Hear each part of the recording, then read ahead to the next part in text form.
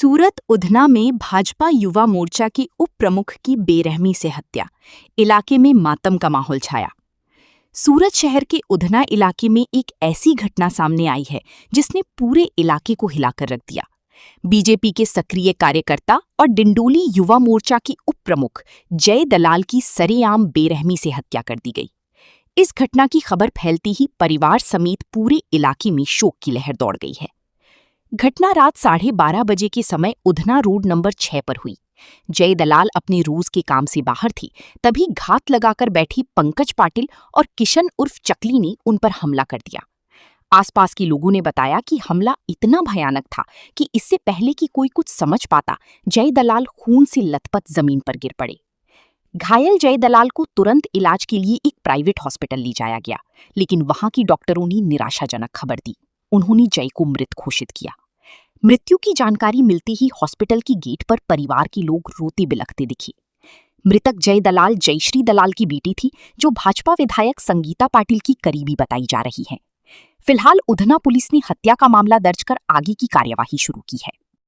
मारू नाम जयश्रीबेन नगीनभाई दलाल, मारो छोकरो जयभाई नगीनभाई दलाल એ કાલે 8:30 વાગ્યા સુધી ઘરે જ હતો. એના કંઈ મિત્ર એને ફોન કર્યો એટલે મને કીધું કે મમ્મી હું મોડી આવવાનું છું, જમવાનું નથી એમ કહીને ગયો. મને 12:15 થી 12:30ના વચ્ચે ફોન આવ્યો કે તમારા છોકરાને બહુ બધા ઘાવ લાગ્યા છે, એમને પલા હોસ્પિટલ ખસેડવામાં આવ્યું છે. મિલિંદ ચકલી અને પંકજ પાટીલ કરીને 3 હત્યારાઓએ મારા છોકરાને હત્યા નાખીને ત્યાં જ લોહન કરી નાખેલું. ત્યાં આવ્યા પછી મારા છોકરા આટલું જ બોલ્યો કે મમ્મીને ફોન કરો. હું આવી તો મારા જોડે વાત પણ નહીં કરી. મારા છોકરાને ન્યાય મળવું જોઈએ. મારો એકનો એક જ છોકરો હતો, 21 વર્ષનો છોકરો છે. દુશ્મની કઈ જ નહીં હતી કોઈના જોડે.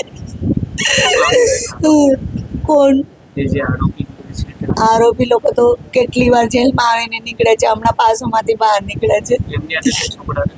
બસ એમને પાસો થયું તો એમનું કહેવાનું એમ હતું મારા જય માથે પાસો થયું. મારો જય કે પોલીસ છે કે મંત્રી છે, એ કેવી રીતનો પાસો કરી શકે?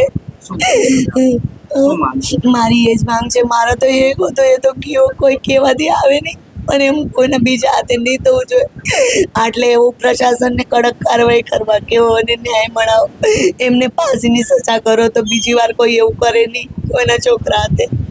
વિસ્તારમાં રોડ નંબર 6 ઉપર રાત્રિના 12:30 વાગ્યા આજુબાજુ જે ભંગારની દુકાન છે ત્યાં જય દલાલ તેમના મિત્રો સાથે હતા. અને તે વખતે 3 ઈસમો કિશન સોમાભાઈ પરમાર, પંકજ પાટીલ અને મિલિંદ કોહલી 2 વ્હીલ ઉપર આવે છે અને ઉતરીને જય દલાલ ઉપર ચપ્પુથી હુમલો કરે છે અને જેના પરિણામે એપલ હોસ્પિટલમાં સારવાર દરમિયાન જય દલાલનું મરણ થાય છે.